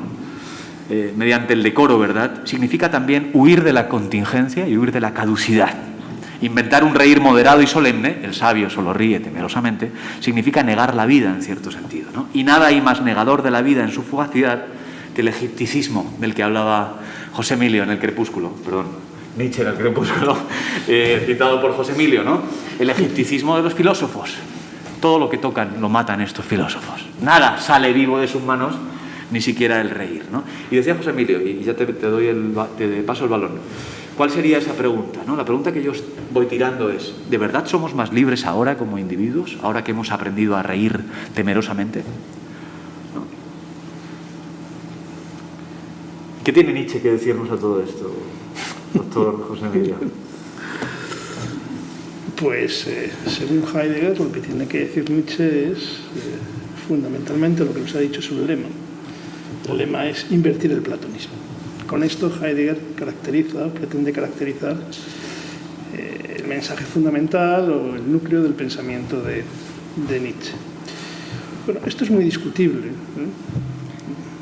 De igual manera que Deleuze dice, bueno, realmente Nietzsche hay que entenderlo como un anti-hegeliano. También es muy discutible esto de invertir el platonismo.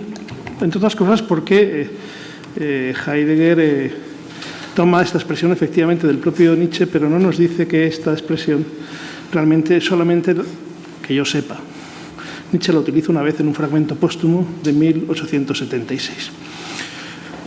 Ahora, eso no quita para que, sin duda, si todo el pensamiento del Nietzsche llamado maduro, es decir, de Zaratustra en adelante, y sobre todo, así hablo Zaratustra, la genealogía de la moral y más allá del bien y del mal, especialmente también Crepúsculo, pero especialmente estas tres obras, y si atendemos al prólogo de Más allá del bien y del mal, cuyo subtítulo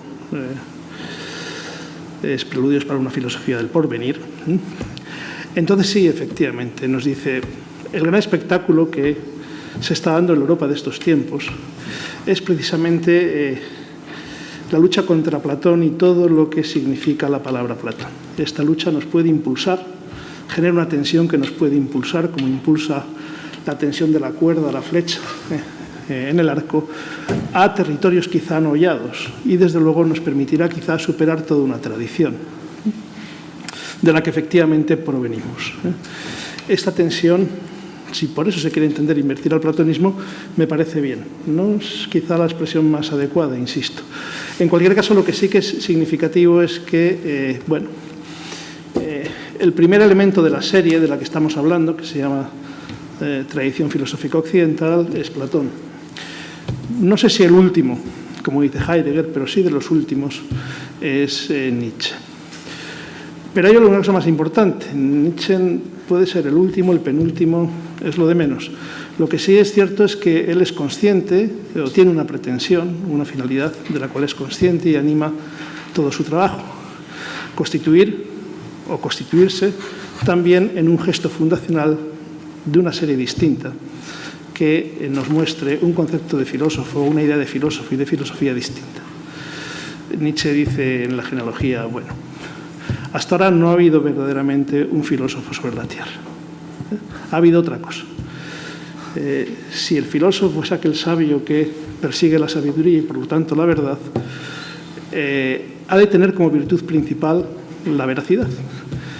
Y ya tenemos pruebas evidentes, dice Nietzsche, de que el filósofo realmente no es veraz, bien sea de forma consciente o bien sea de forma inconsciente. ¿Qué significa esto? ¿A qué nos lleva esto? A que para Nietzsche, evidentemente, el filósofo ha sido una especie de híbrido, de monstruo, mitad, nos dice teólogo, mitad pensador. Y por lo tanto ha estado sometido al imperio del ideal ascético, quien lo crea y lo crea como principio educador nada menos que del género humano, nos dice Nietzsche, ha sido el sacerdote ascético. Por esta dependencia, nos dice Nietzsche, no ha habido un verdadero filósofo hasta ahora en la Tierra. pero ahora parece ser que sí hay uno, o empiezan a hacer uno. Bueno, no es tanto el mismo, aunque es el mismo, pero es su alter ego y ese es Zaratustra. Si aceptamos la expresión invertir el platonismo respecto al asunto que nos interesa, esto significa fundamentalmente invertir la relación jerárquica en virtud de la cual la risa había quedado, más bien que expulsada, es decir, había quedado domesticada y considerada siempre como peligrosa o elemento a controlar, porque nos podía llevar a descubrir ciertas cosas que no eran convenientes para aquel que sostiene ese modelo normativo, como nos ha dicho Iván, en función del cual se mantiene en la existencia una determinada forma de vida humana, culturalmente hablando. Por lo tanto, invertir el platonismo es invertir esta jerarquía y otorgar a la risa, por lo tanto, un lugar principal en lo que respecta al ethos del filósofo y en lo que respecta a la propia elaboración o construcción de una filosofía o de la filosofía. A esto Nietzsche lo llama Gaia ciencia, ciencia jovial. En la ciencia jovial, precisamente, se encuentran por todos lados la risa, la alegría y la disposición jocosa, la burla también y ciertos sarcasmos bastante hirientes en muchas ocasiones. Y se encuentran más cosas. En cualquier caso, la ciencia jovial es aquello de lo que es signo, síntoma y señal la risa del filósofo tal y como lo concibe Nietzsche. Claro, el alter ego de Nietzsche es Zaratustra. ¿Qué lugar mejor para ver de qué es signo, de qué es síntoma y de qué es señal la risa en este proceso de inversión, en virtud del cual la risa ocupa un lugar jerárquico alto, o el primero, dentro del mundo de la filosofía, que analizar el Zaratustra? Es un personaje evidentemente de ficción, pero Zaratustra no es un santo, como dice Nietzsche, no es ningún santo, ni es ningún sacerdote, ni es ningún poeta. Zaratustra es un filósofo. Y hay que fundamentalmente leerlo desde este ángulo, esta perspectiva, en mi opinión. Y una de las cosas que debería sorprender, y en este caso, y por esto y por otras muchas cosas, sin duda, si hablo Zaratustra, es una obra muy singular y de difícil clasificación, que sorprende en su lectura es que en las andanzas y discursos de Zaratustra, Zaratustra, aparte de bailar, no para de reír, de carcajearse, en fin, de sonreír, en todo momento y casi en cualquier circunstancia de los avatares que le suceden y también de aquello que produce, o de los acontecimientos que pretende producir. Por lo tanto, esto ya nos da a entender que Zaratustra, en este sentido, lleva a cabo, mejor que la inversión, aquello que Nietzsche nos habla de transmutación de todos los valores. Y un elemento fundamental para llevar a cabo esa transmutación es precisamente la risa, que debe ser una de las mayores virtudes del filósofo y que debe pulular de múltiples maneras en el discurso, en ese discurso llamado filosofía. ¿De qué es signo la risa de Zaratustra?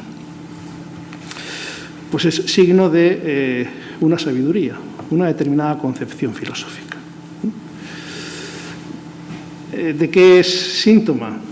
Pues es síntoma de una forma de vida, que en este caso se encarna en eso que entendemos el filósofo, o, utilizando las expresiones de Nietzsche, ese tipo humano que llamamos filósofo. ¿De qué es señal? Del objetivo a batir. La risa es no solamente la herramienta fundamental de la crítica, sino también es un arma poderosísima de destrucción.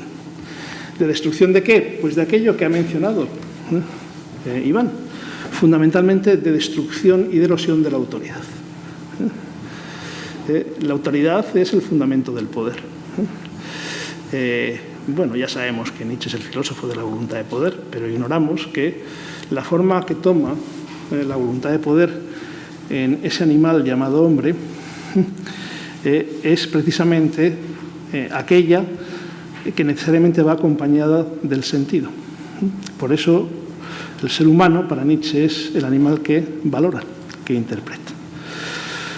El ámbito del sentido es el ámbito que es regulado, organizado por lo que entendemos como autoridad. Por lo tanto, la erosión de los valores, de las tablas de valores, es erosión de la autoridad y, por lo tanto, es deslegitimación del poder. Bien, voy a resumir más de lo que he pensado. Signo de una sabiduría o de una concepción filosófica. Pues ya Iván, en cierto sentido, ya lo ha apuntado respecto a la necesidad de la expulsión de esa cosmovisión que educaba a los griegos arcaicos y que se encontraba en los relatos de la épica. La risa aparece entonces como signo de sabiduría, como una forma que modula la relación de tres elementos que, bueno, se pueden considerar como aquellos que nos pueden permitir quizá, bueno, pues ordenar un poco las filosofías y abordarlas quizá. Me refiero a la verdad, al mundo y naturalmente al filósofo o al pensador. La verdad entendida como mayúsculas, la verdad entendida tal y como la metafísica la ha concebido, es decir, aquella propiedad de un conocimiento que se otorga la atribución de absoluto y que, por lo tanto,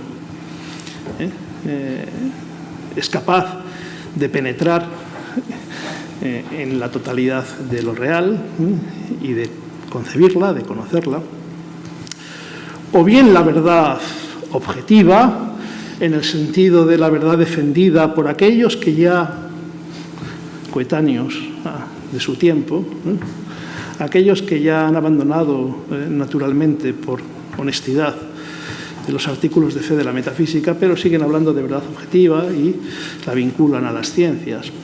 En fin, todos estos conceptos de verdad que presuponen que hay una verdad, presuponen que el deber del filósofo es conocerla y presuponen que el filósofo tiene la capacidad de realmente de conocerla.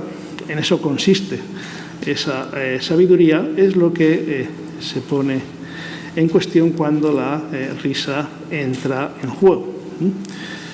Para Nietzsche, conocer es interpretar, interpretar es introducir sentido en aquello que no lo tiene, y por lo tanto no hay ningún régimen de la verdad que pueda apelar, mejor dicho, a una realidad independientemente de la interpretación, lo cual no significa que todas las verdades valgan lo mismo.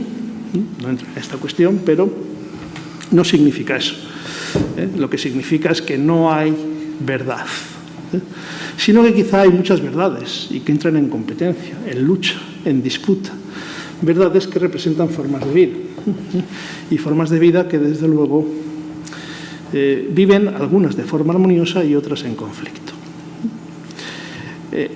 La concepción de la idea de conocimiento de Nietzsche, su teoría del conocimiento, se ha calificado como perspectivismo. Pues bien, es difícilmente comprender el perspectivismo sin que entren estos elementos que forman parte del universo de la risa. ¿Por qué? Porque no hay perspectivismo sin la carcajada que produce la seriedad pretenciosa del que se llena la boca con la palabra verdad, además dicha de forma enfática. Ni lo hay tampoco sin la risa que suscita la sorpresa desagradable de quien, buscando afanosamente la verdad, y este afán preside toda la tradición filosófica, acaba por descubrir que esa verdad que viste siempre los ropajes de la divinidad, no existe, que no hay verdad, con mayúsculas. Este descubrimiento es el resultado no de aquellos que desde el principio niegan, sino es el resultado de un largo proceso, esa cristalización. Eso que está al final, después de este trabajo, vaya por Dios, nos encontramos con que su resultado es que aquello que buscábamos no existe. Vaya, qué cosa más irónica. Y en tercer lugar también, el perspectivismo implica una cierta sonrisa ante ese nuevo creyente positivista, el adalid de la verdad objetiva, que nos proporcionan las ciencias, que abraza las ciencias y no se percata de que este abrazo también está impulsado por el ideal estético y por ese afán, esa voluntad de verdad, dice Nietzsche. Siguen presuponiendo la verdad. Bien, esto respecto a la cuestión de la verdad y del conocimiento y respecto a lo que siempre de forma enfática llamaríamos la ontología de, o la concepción del mundo, pues evidentemente para Nietzsche, es decir, cómo se revela el mundo para aquel, como Zaratustra, que tiene la risa por bandera, para aquel que la risa forma un aspecto fundamental de la filosofía, para aquel que produce esa inversión jerárquica. Pues bien, es caos, caos es la palabra. Ya ha hablado Iván del caos. Hay que hacerse una camiseta. Pero Nietzsche dice, bueno, es caos, caos, pero caos significa una cosa muy concreta. O se puede caracterizar con una serie de atributos, cuyos nombres, el primero y fundamental es que sin finalidad. El mundo y la existencia humana carece de finalidad. Olvidémonos de la finalidad e incluso huyamos de los llamados maestros de la finalidad, primer parágrafo del primer libro de La Gaia Ciencia, donde dice, bueno, quizá ha llegado el momento que después de haber descubierto que todos estos maestros lo que nos han enseñado son ficciones, dice, quizá ahora le quede por primera vez un futuro a la risa. Así, no concluye, pero sí que esto está dentro de este parágrafo. Ausencia de finalidad, devenir, necesidad e inocencia. Esto significa que, en tanto que el mundo es caos, el mundo carece de trasmundo. Y trasmundanos han sido todos los filósofos serios, podríamos decir.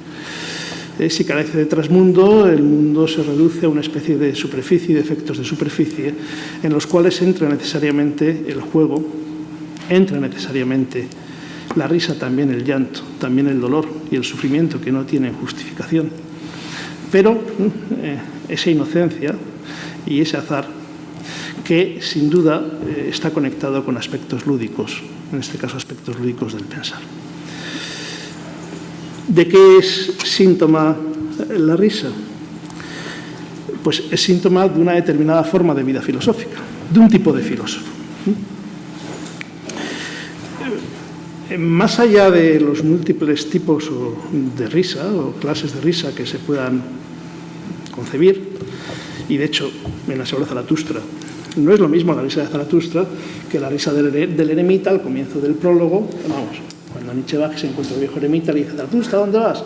Voy al valle a llevar un regalo a los hombres. Dice, no vayas con los hombres, quédate conmigo aquí a orar con Dios, porque en mis oraciones obtengo placer y me río con Dios, con mi Dios, ¿no? Zaratustra se va y dice, bueno, este hombre no se ha enterado que Dios ha muerto, ¿no? Entonces dice, bueno, pues esa es la risa del necio, evidentemente. O la risa, como nos dice también en el prólogo, nos dice Nietzsche, henchida de odio del pueblo que se burla de Zaratustra cuando le da o les dirige un discurso en el que les quiere enseñar no tanto quién es el superhombre, sino que hagan los esfuerzos para su venida. Y lo contrapone al último hombre. Zaratustra dice, el pueblo dice, Zaratustra, danos al último hombre y vete con tus monsergas por ahí.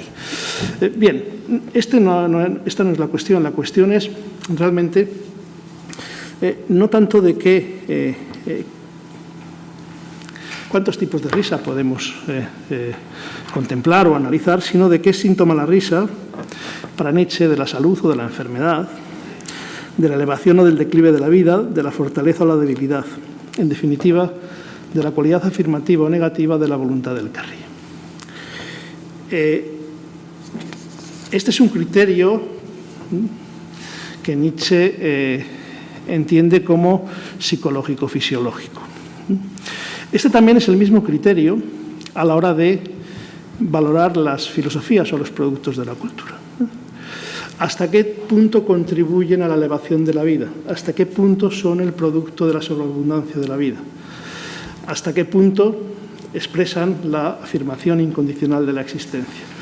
Frente a aquellos otros que realmente le aparecen a Nietzsche como productos de la debilidad, productos de la negación, productos de las formas declinantes de la vida y medios a su vez para la conservación de estas formas declinantes.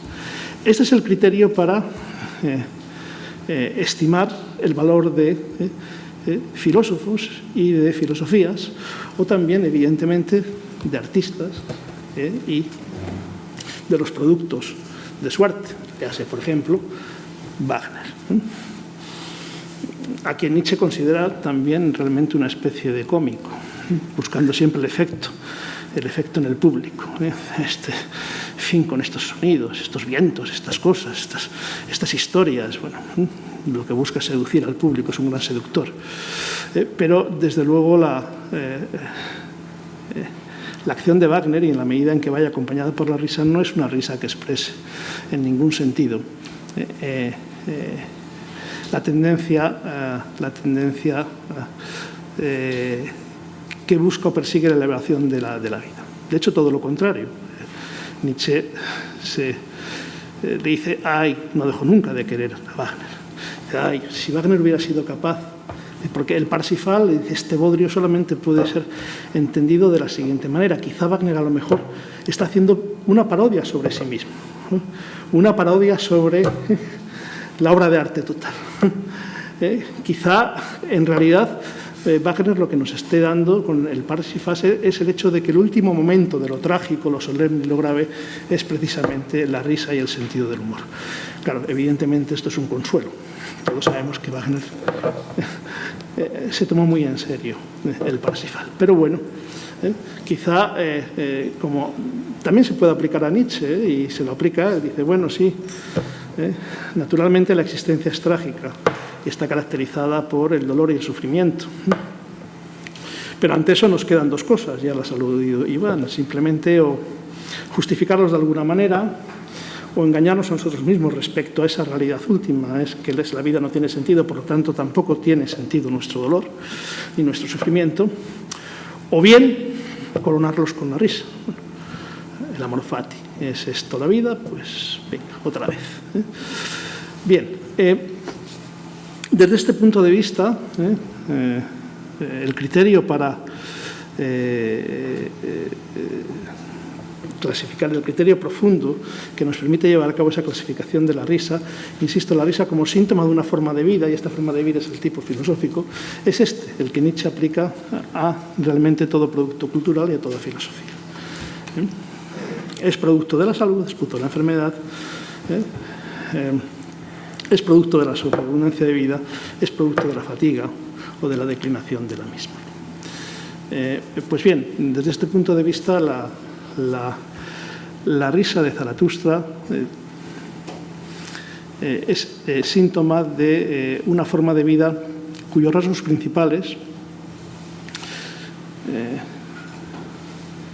son dos. Normalmente nos quedamos con el primero, pero también hay un segundo, que es lacerante. Es muy lacerante, y ahí está la agresividad de Nietzsche y los lugares en los cuales, no hay que ocultarlo, Nietzsche evidentemente pues nos muestra una faceta ya no discutible, sino difícilmente aceptable o soportable. Me refiero a que, por un lado, la risa evidentemente de Zaratustra expresa esa sobreabundancia de vida que Zaratustra encarna. Expresa precisamente esa afirmación incondicional de la existencia. Expresa plenitud, expresa alegría, expresa un cuerpo sano y robusto, expresa el da capo, sí, esto es terrible, pero dámelo otra vez. Expresa todo esto, pero también expresa otra cosa. La risa es síntoma también, no solamente de esta alegría, sino de algo oscuro. No solamente es síntoma del sí, que afirma la existencia, sino también es síntoma del no, que niega a otras formas de vida. La risa es síntoma, en este caso, del desprecio. Del desprecio que Nietzsche tiene frente a todos aquellos, prácticamente la humanidad entera, que no son capaces, nos dice, de pasar al otro lado. Por lo tanto, la risa es síntoma de la plenitud, pero también es síntoma del desprecio, de todos aquellos que están muy por debajo de aquel que es capaz de crear a alguien como Zaratustra. Zaratustra vive en las montañas, a 6.000 pies de altura. Y aunque lleve un regalo, tiene que descender al valle, que es el lugar de lo común. Por lo tanto, de aquello que, en cierto sentido, hay que superar. Todo aquel que no se dé cuenta de esto es susceptible de un desprecio terrible, de una risa que significa desprecio. El concepto de pazos de la distancia refleja perfectamente estas dos dimensiones de la risa de Zaratustra como síntoma de una forma de vida. El pazos de la distancia nos dice que es aquella virtud de quienes establecen diferencias entre los seres humanos, cada vez más diferencias y distancias, y establece una jerarquía entre ellos, evidentemente. Lo que expresa, por un lado, esa afirmación de aquellos que ocupan el lugar más alto en la jerarquía, pero también lo que expresa es ese desprecio hacia aquellos que ocupan los lugares más bajos. Por último, y en lo que respecta a la risa como señal del objetivo de la crítica. Bueno, prácticamente les he dicho ya lo que, y con esto voy a terminar, lo que quería decir al respecto. La diferencia de autoridad y poder es fundamental, por lo tanto, la risa es la herramienta más poderosa ¿para qué? Para minar la autoridad. La autoridad para Nietzsche se encuentra dentro del ámbito de aquellos que configuran el sentido, en los términos que hemos estado hablando. En Zaratustra dice, bueno, no es en torno al mercado donde giran realmente los valores, ni es en torno al Estado, sino es en torno a los creadores de nuevas tablas de valores. Los creadores de las nuevas tablas de valores son los que ocupan las cátedras de la virtud y las cátedras del saber. En torno a ellos, aquellos que fijan el significado de palabras como bueno, malo, verdadero, falso, bello, feo, es en torno a quienes precisamente giran las cosas del mundo. Son aquellos que constituyen a través de estas tablas el sentido sin el cual no nos podemos mantener en la existencia. Cualquier poder que pretenda legitimidad, cualquier justificación de la dominación de unos seres humanos por otros, tendrá que buscar precisamente el apoyo y la sanción de dicho sentido, de dichas tablas. Pues bien, la risa de Zaratustra es precisamente la herramienta por excelencia para minar y destruir las mohosas tablas de valores creadas, en este caso en el que nos interesa, por los viejos sabios, por aquellos que son los responsables de la tradición filosófica occidental tal y como la conocemos. Hannah Arendt, sobre la violencia, señala esto. Dice, lo peor para la autoridad es el desprecio. Recuerden, el desprecio como uno de los elementos fundamentales de la risa. Dice, y el instrumento más poderoso para minarla es precisamente la risa. Y la risa en este sentido es señal, es decir, la risa es un elemento fundamental para la crítica filosófica. El filósofo crítico, esto significa entonces, es el filósofo que sabe reír.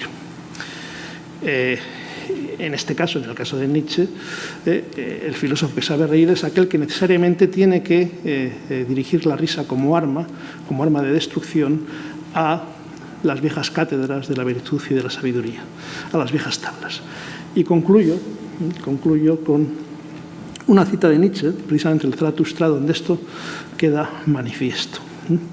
Y que en cierto sentido, bueno, pues refuerza todo aquello que hemos estado planteando. Allí dice Zaratustra: y yo les mandé derribar sus viejas cátedras y donde quiera que se hubiera sentado aquella vieja presunción, y yo les mandé derribar sus viejas cátedras y donde quiera que se hubiera sentado aquella vieja presunción. Les mandé reírse de sus grandes maestros de virtud y de sus santos y poetas y redentores del mundo. Les mandé reírse de sus sabios presuntuosos y de todo aquel que se hubiera sentado haciendo advertencias como un negro espantapájaros sobre el árbol de la vida. Y para terminar, una anécdota.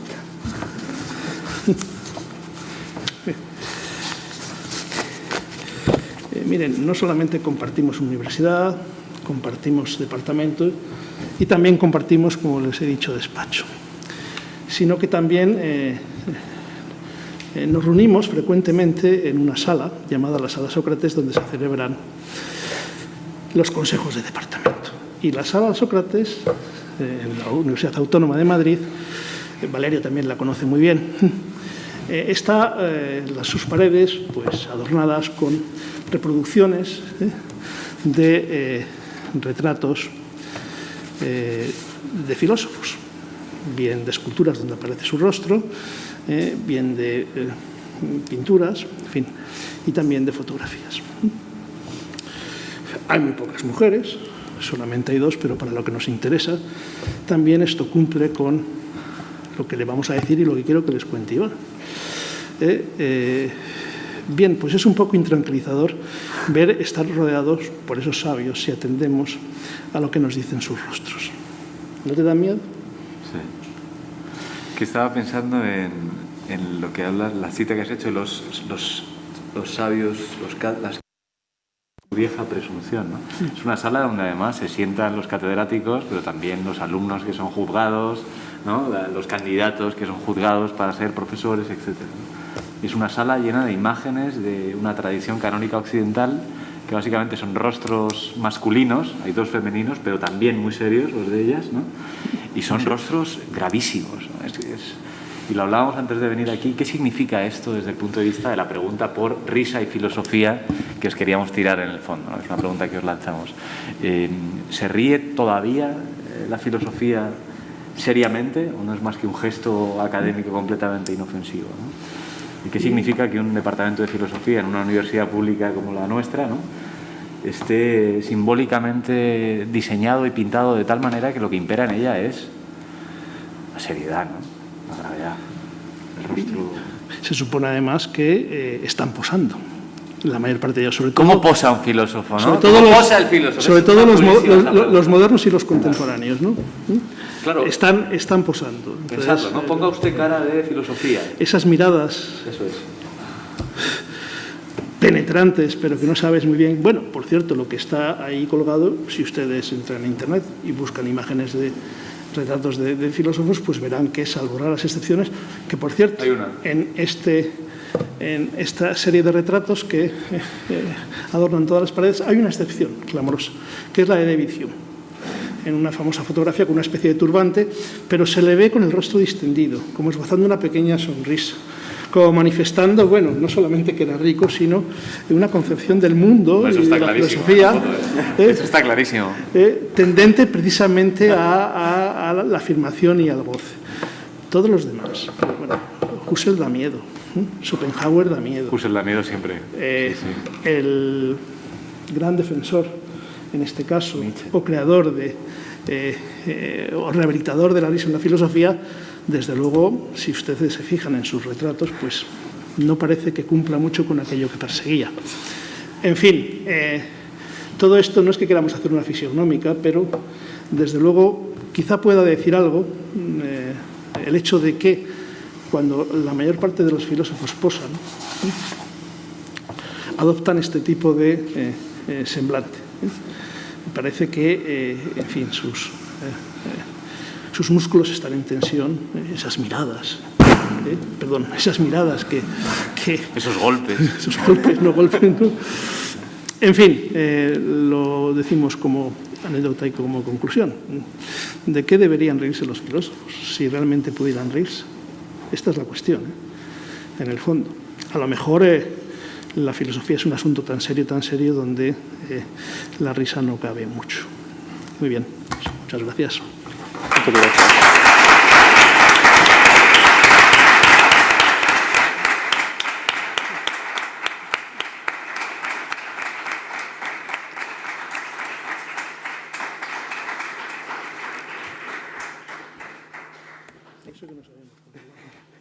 Quiero preguntar desde el fondo, ¿hay tiempo para preguntas? Es que tienen que hacer ahora pruebas para la siguiente mesa y quizá no nos dé tiempo a hacer preguntas. ¿Qué me dicen? Nos hemos extendido. ¿Alguno de los organizadores? Vale, hay tiempo para una pregunta inteligente que contenga todas las preguntas posibles, por favor. Para hacer la pregunta, levántate simplemente, proyecta, porque no podemos rolar micrófonos entre el público. Mi pregunta no va tanto por de qué pueden reírse los filósofos, sino qué filósofos pueden reírse. También. Es decir, esta imagen que ponéis ahora de la anécdota me venía muy bien con la imagen de todos los filósofos tan serios mirando a los jóvenes que ahora quieren tomar el iniciativa y empezar a ser filósofos, pero bueno, a ser filosofía, si nos podemos atrever. Y quería preguntaros si puede ser realmente un privilegio en cuanto a la edad del filósofo, porque si para llegar a la risa como fuga tenemos que superar primero una tradición, la risa es un fin, y Zaratustra, como decías, utiliza la risa de manera irónica contra los que están por debajo. En este caso, pues la risa sería un privilegio que alcanzas después de un largo periodo vital. Para el streaming repito la pregunta, que si la risa es un privilegio al final de la edad del filósofo de haber transcurrido, por así decirlo, el camino necesario para llegar pues eso, al punto de Zaratustra y de todo lo que hemos estado hablando. ¿Te atreves tú? Sí, seré muy breve. ¿Tú que eres más joven? Sí.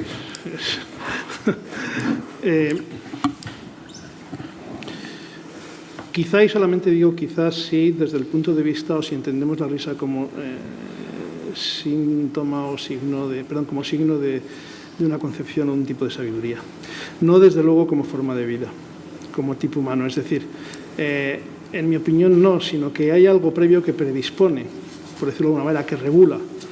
Y la actitud filosófica no solamente es una cuestión que puede derivarse del resultado del aprendizaje, también, pero en mi opinión, aquellos que nos preocupamos por las cuestiones que atañen a la filosofía, esa predisposición, ese tipo de actitud a la que me he referido, se gesta muy pronto. E incluso, bueno, no es que acepte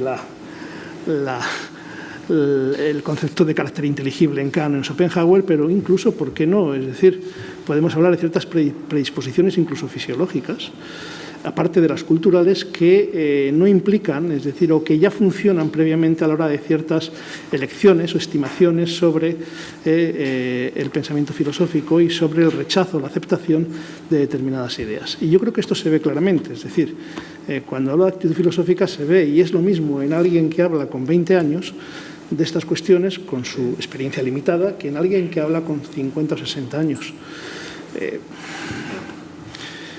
Creo que esa predisposición o que esa actitud se forma ya muy tempranamente. Claro, porque de lo contrario además piensa que la filosofía o la risa como privilegio filosófico sería una suerte de destino, ¿no? Se parecería un poco a lo que ofrece Platón o Sócrates en el programa de la República. Usted al final de todos estos años de formación, primero de educación negativa del cuerpo para restringirlo y domesticarlo, y luego de educación musical y matemática del alma para que aprenda de las alturas y de la entonces usted ya podrá convertirse en un filósofo, más o menos cuando tenga 40 años, dice Aristóteles, ¿no? Lo dicen también en el Gorgias, en la República, la filosofía está Está muy bien, le dicen los sofistas cuando uno es jovencito, pero luego se te pasa, ¿no? Y me estaba acordando de Picasso cuando decías eso, que dice, he tardado toda la vida en aprender a pintar como un niño, ¿no? Bueno, es una frase que se podría decir filosóficamente, he tardado toda la vida en aprender a reír como un niño, pero yo creo que tiene que ver con lo que dice José Emilio de una cierta actitud filosófica que como mirada crítica de valoración puede ejercerse en prácticamente cualquier momento, ¿no? Y la actitud filosófica no debería reducirse a la academia tampoco. Has hablado de tomar el testigo de los nuevos filósofos. Bueno, cuidado, tú misma estás condenando la actitud filosófica a la profesionalización de la filosofía dentro de la academia, ¿no? Y por otro lado hay una cosa muy interesante en lo que dices de la juventud, ¿no? ¿Cómo se hace filosofía, ¿no? Yo creo que hay un nombre que no ha salido aquí, o lo he dicho antes rápido, que tiene que ver con el cinismo griego antiguo, ¿no? Donde la pregunta por la verdad, que es clave, qué rabia que no nos podamos quedar un rato más, que es clave sobre las relaciones entre risa y verdad que planteaba ahora mismo José Emilio, la pregunta por la verdad, claro, tiene que ver con la verdad que se desvela, se dice en el enunciado, en el juicio, como en la ontología griega, se experimenta en la intuición de la experiencia y la conciencia, como en la epistemología moderna, o se representa, como en el cinismo antiguo, o en la performatividad contemporánea, ¿no? Hay una cierta necesidad de recuperar, si quieres, valores juveniles para el hacer filosófico que tengan que ver con la necesidad no solo de decir la verdad, sino de representarla, de interpretarla, ¿no? de llevarla a cabo, ¿no? Entonces, no sé, es un tema complicado, pero desde luego yo estoy de acuerdo con él. La risa no puede ser algo así como el destino teleológico de una formación decente, ¿no? Sino que tiene que ver más con una actitud fisiológica. Ahora bien, en mi opinión, la fisiología, de la que habla peligrosamente Schopenhauer, si aceptamos Barco, si aceptamos la hipótesis de lectura, la fisiología tiene que ver con una determinada educación que también orienta los cuerpos infantiles, ¿no? Entonces, esa predisposición que parece natural, en realidad está atravesada también de valor, ¿sí? Bueno, no sé si te he contestado algo, pero... Pues muchas gracias de nuevo, Iván, José Emilio. ¿Ya está? Sí, ya está.